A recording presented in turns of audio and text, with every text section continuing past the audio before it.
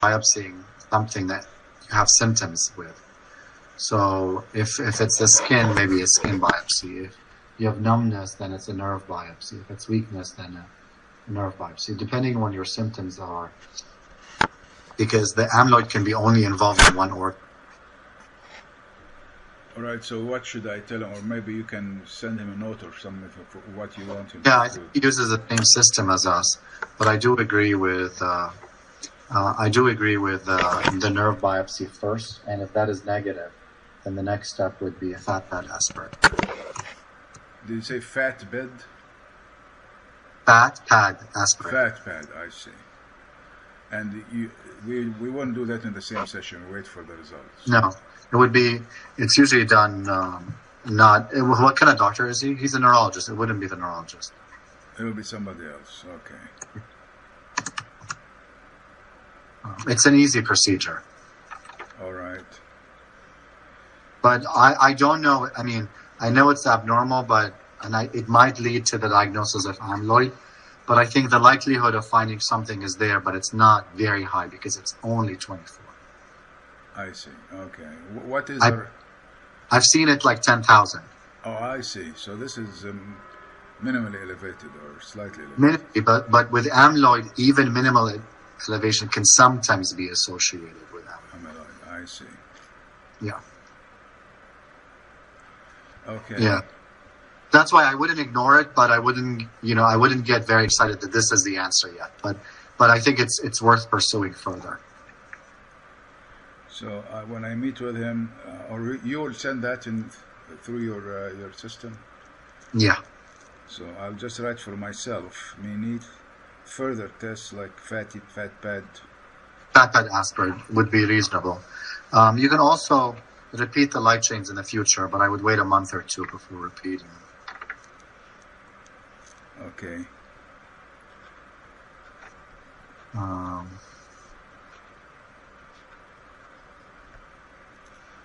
And the bone marrow looks normal, though. So that's why I'm not getting excited about multiple myeloma. On your PET scan, which is the gold standard of workup for myeloma, is normal. There's no bone marrow or bony involvement. Okay, that was actually one of the questions I had for you. So you don't think we need to proceed or progress to bone marrow biopsy? I mean, the bone marrow looks normal on the PET scan, and the ratio of light chains is normal.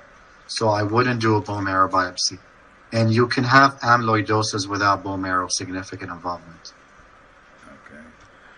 Because amyloid is a small protein that can be sticky. Multiple myeloma is when your bone marrow is overwhelmed with the protein. I see. Those are two different diseases, and we could do the bone marrow biopsy, but I don't think it's going to show anything. By the way, is the bone marrow biopsy, in my days, it was a very painful procedure. Is it still? It's a bit less painful because now we do it in the hip and not in the chest. And do you do light anesthesia or something, or? We just do local anesthesia. It is painful for at least 10 minutes. I see. And the recovery is a couple of days. You'll get soreness, but if you look at your bone marrow numbers, I mean your blood counts, they're completely normal. You're not anemic. Your white count is normal. So I think the likelihood that there's significant bone marrow involvement when the blood count PET scan is normal is low. But again, amyloid does not need to be significant. Even a small, tiny number can cause amyloid. Again, it's more common if it's higher, but that's why I wouldn't chase the bone marrow. I would chase something that is involved. So that's why I suggested the fat pad aspirate and then the nerve biopsy. I see. Okay. Well, what is your advice at this time from the numbers you have? Yeah, I mean, I saw that the light chains came back about a month and a half ago. I wasn't particularly excited, but I realized that since the neurologist ordered them, the next step would be a nerve biopsy. By nerve biopsy, you mean skin biopsy or actual nerve, like sural nerve biopsy? They do. I mean, they might start with the skin first, but it's the sural nerve that should be is the gold standard. What did he suggest? The neurologist. Skin biopsy. Yeah, the skin has some nerves in it, so it's a good start. The sural nerve is much more symptomatic.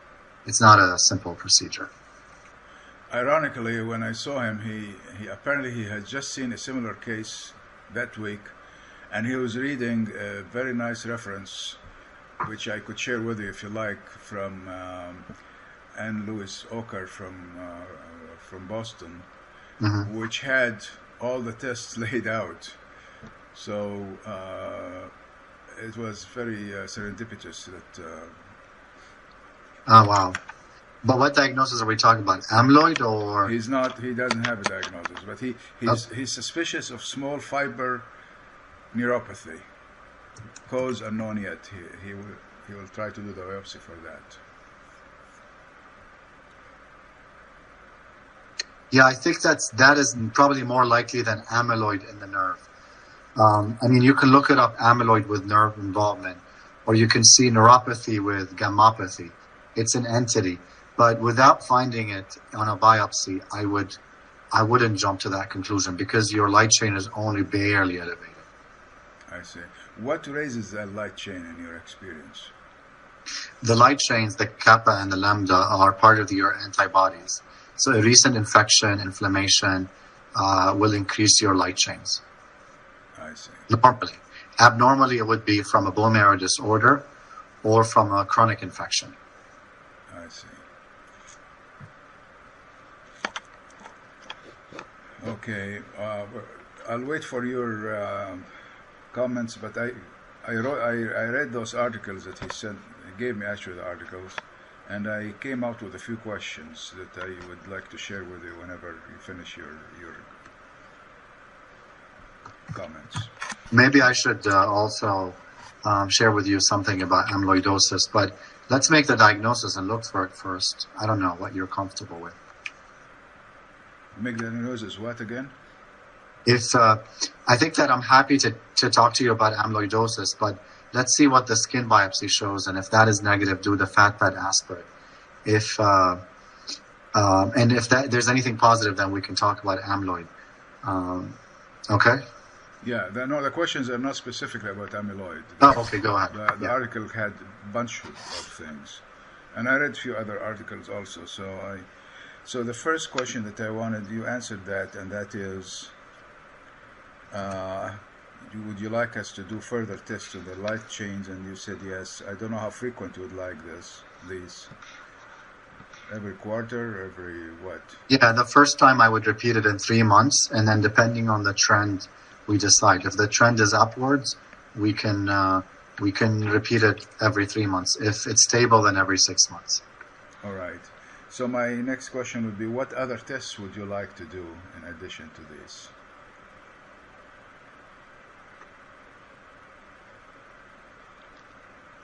So the agree with the skin biopsy, possible nerve biopsy if recommended by neurologist. That's number one. Number two, the fat pad aspirate to work up amyloid, which is possible, but less likely with a normal kappa lambda ratio.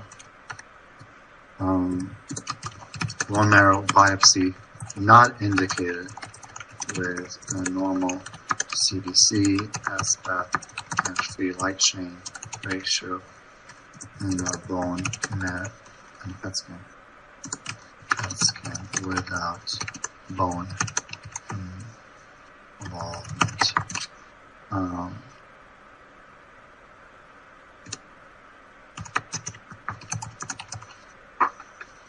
And continue the Eliquis and consider getting a DEXA scan.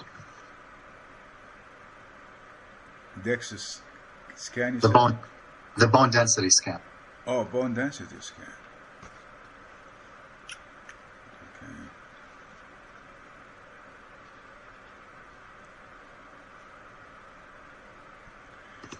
Okay. Is that something? I'm in Tennessee, as I told you earlier. You may remember. Is this something that is urgent? Should I do it during this visit to Washington? No, it's not urgent. It's something to rule out osteoporosis because you're on a lot of medicines that could cause it. and you've taken CO. I see. Okay. How about the light change in your recommendation? How you said you recommend do it every 3 months or so? 3 months. So I'm happy to put it in the system. You got it in mid November, so November, December, January. So you would get it in February. Okay. Would it be useful to do it a month early since I'll be in Washington next week? I'll put it in. That's fine. Okay. You can see what it is. Make sure you're very well hydrated. Okay. When you do. Okay. And in the nerve biopsy that he's going to do, Richardson, would you like to include Congo Red or anything specific? Let them see. I don't know what they're going to send it for the small nerve involvement. And if they rule that out and they have nothing else to think about, then I would say a Congo stain would be helpful. All right. But you don't have any of the other symptoms of amyloid. That is thickening of the tongue, diarrhea, none of the other symptoms. Renal involvement with renal failure, protein loss in the urine. Those are other signs of amyloid. Again, you don't need to have all of them. Okay. The other abnormal test that I had that Larry Dubois did in August of 2019 was abnormal acetylcholine receptor antibodies, both ganglionic and striational, and they were significantly high. Yeah, that's something you have to ask the neurologist. This is a pure neurological disease. All right. So Dubois tested for the other antibodies like Hu, Yo, Ri, etc. They are negative, by the way. Mm-hmm. You don't need to. You don't worry about this at this time, do you? The only one that was positive was the ANA. Yes. From my standpoint, and that's not specific, but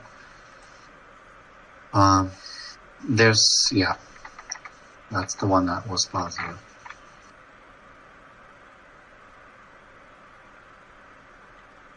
So, do you want, while I'm in Washington, next week to do the test, follow up on the anti-DNA? Yeah, I'll add it. Maybe we can get a quantitative, not just positive or negative. Yeah. Okay, now I'll digress for a moment to ask, what are the logistics here? When I go there will be orders in the computer, I go down to the bottom floor and do that, or what should I do to get the order for tests? Yeah, any LabCorp, you just need to know your name and information, and they could put up the blood work that I've ordered on you. But the orders would be where? In my chart? In my chart, but in any LabCorp they can see them. Our office and then any LabCorp around the nation. All right, so I can get the orders from my chart and give it to the lab. He should be able to see it. He should be able to see it. Okay. Okay. A next question that I had is, do we need to do nephelometric assay for light chains? Yeah, I'm doing immunofixation for heavy chains, actually. That's the standard. The light chains are only 2 types. We don't do... Oh, you mean flow cytometry? You have to do flow cytometry on B cells or T cells. Yeah, actually, I had a question about the flow cytometry. So the flow cytometry is related to the nephelometric assay? To which assay, sorry? Nephelometric assay. I don't even know what that is. But it was in the articles. One of the tests that are recommended is NEPHELO, nephelometric assay. I'm not familiar with. I was not either. So this is a question that maybe he would know about. I don't know what this test is. But there was a recommendation for flow cytometry. Is this something you recommend? Yeah, but what are we going to do the flow on? The blood?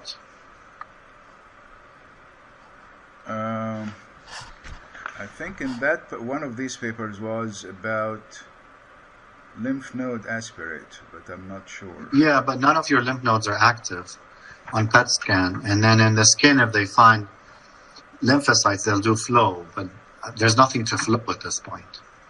Okay, so probably forget about this for now.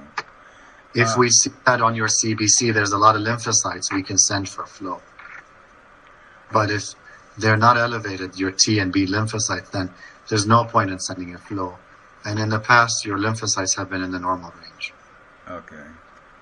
And by the way, for the light chains, do we need to test this in the urine also, or serum is enough?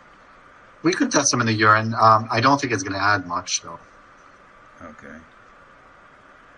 I wouldn't. It's not going to change anything. But your kidney function's been fine, yes? Yes. Well, you can call it stage 1 or 2, I think. Yeah. Your creatinine is in the normal range, though. And your albumin is normal. Let me see. Yeah, you're not losing any protein in the urine. I wouldn't do the urine. All right.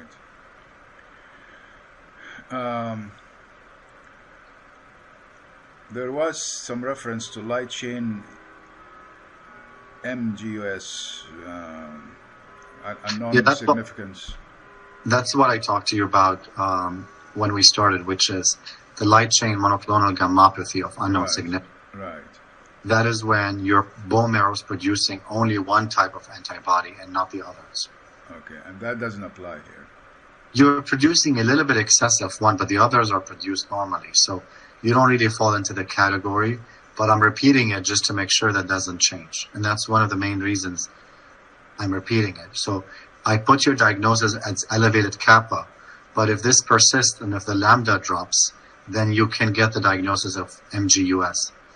But MGUS is not a disease, it's a pre-disease. Right. It's before myeloma, you start with MGUS. At this point in time, you're not even that. So, but it's something to monitor just because it's slightly elevated. Okay. Now, in the tests of, I don't know who ordered this, maybe you did order it, positive T cell, PCR, and TCRB gene clonality. Yeah, I mean, that is abnormal. You have T cells activation. I don't know why. The PET scan didn't show any lymph node to go after, though. So what's the significance of this? Unknown? If it can either be reactive or it can be a lymphoma, but the PET scan didn't show any lymphoma. So if the skin shows that there's, I don't know, cutaneous T cells, or the skin biopsy shows that there's Sézary syndrome in the skin, then that makes sense. But the scan doesn't show anything internally. So this rearrangement is unknown significance until we either find a chronic inflammation that is causing it or a T cell lymphoma in the skin or somewhere else, which I don't see anything at this point. Okay. You mentioned immunofixation. Should we do something this time? It wasn't done with no, it was done with immunofixation, actually, your protein analysis. But I would repeat it with immunofixation. Yeah. And that's serum, not urine? Serum, not urine, yes.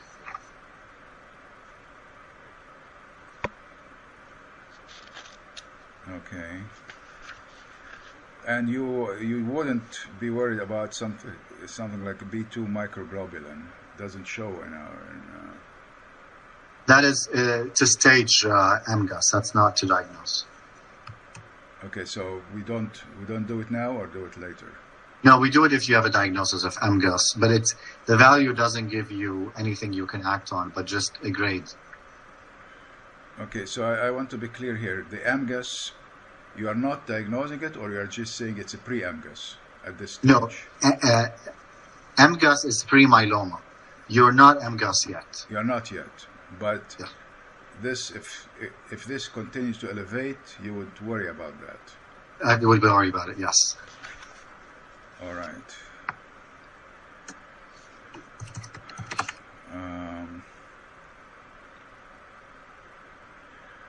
And in that literature, again, they mentioned to consider smoldering myeloma. Yeah, you don't have that. Okay. And that's based on a normal SPE? Yes, normal SPAP, and then the bone marrow doesn't show activity in the bone marrow. All right. Smoldering myeloma when 20 to 60% of your bone marrow is replaced. You don't have anemia. It's not likely. Okay. Yeah. We'll see. We'll see. I mean, if the skin shows T cells or lymphocytes, or if it shows amyloid, then we're good. This is, I think, where the money is. If it shows small nerve damage, then that's going to be helpful there. I think you have to go for the organ that is bothering you, and at this point, it's the skin. Okay. What is ATTR, transthyretin amyloidosis? That is not a hematological condition. That is associated with, it's genetic. Some people have excess buildup of protein in their tissue, and they can't break it up. Okay, and this, you're not worried about this here? It doesn't... I don't know who looked at it. I don't know. I think it's in the specialty of neurology, though, because it can cause like Alzheimer's and degenerative diseases. Okay. Maybe Richardson would know. Yeah, and it also can cause heart involvement, too. But it's not a bone marrow disorder. Okay. It's not a bone disorder. And the next question was about lymph nodes, but there is no... There's no lymph nodes on PET scan.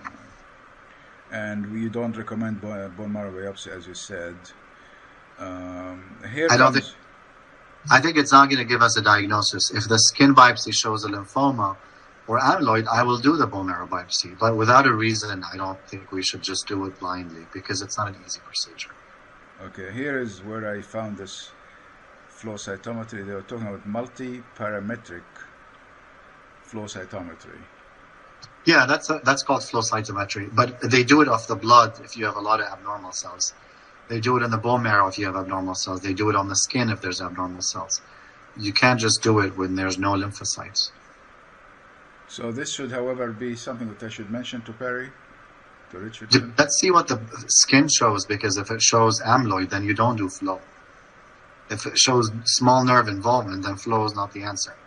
If you see a lot of abnormal cells, then the pathologist will automatically send it for flow. I see. Back to your ANA antibodies that you mentioned earlier, and they are abnormal in my case. Is there an oncological significance of this? Not really. I mean, it could be associated with anything. It's very non-specific.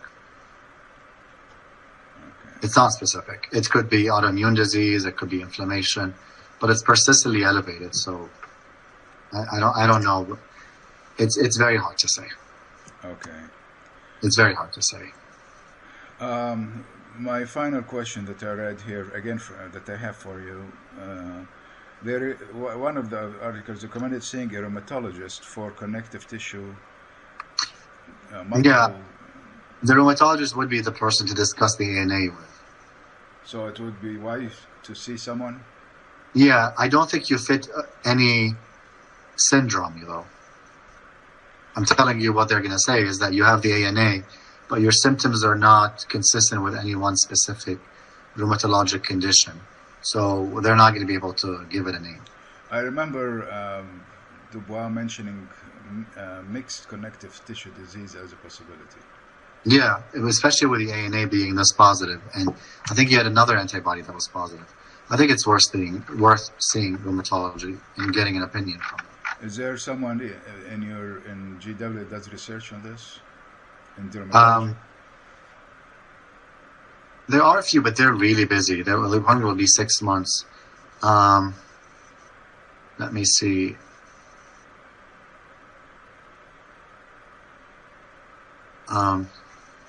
There's Dr. Katz, but he's at the NCI at this point.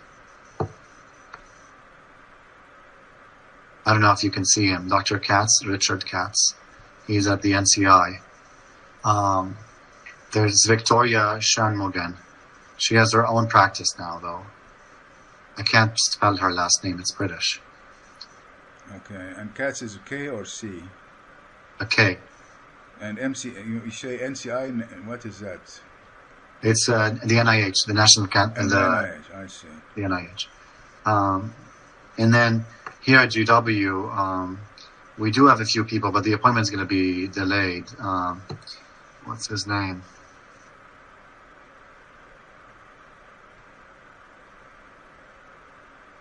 Can't remember his name. I'm getting old. You are still young, very young. Let me look him up. Just give me a second. Okay.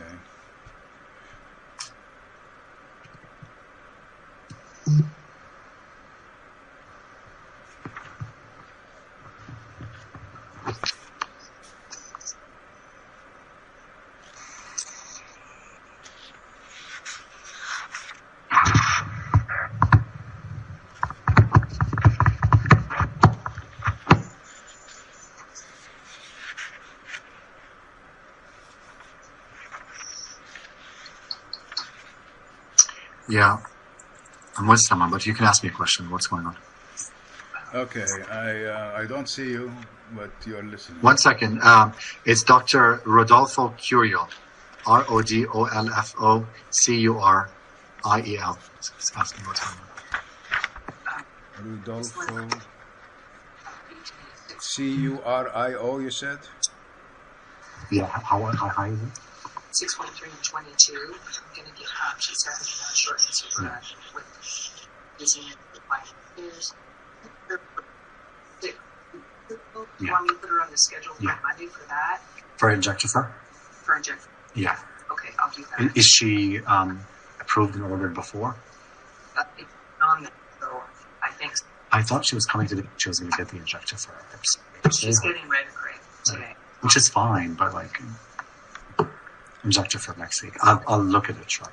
Okay. I'm sorry to interrupt you. No, it's fine. Okay. All right. Thanks.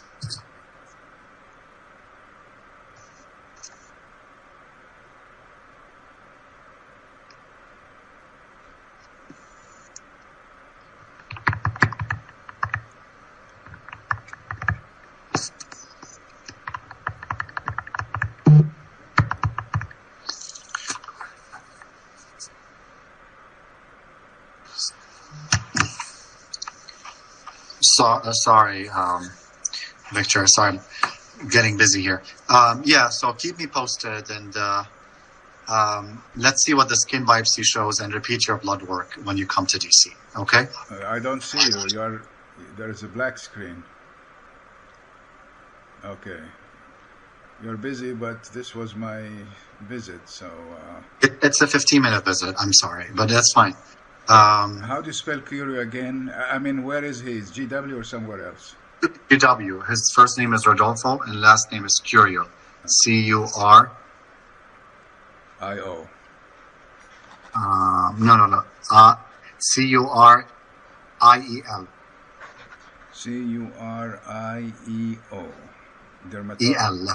Curieo. El.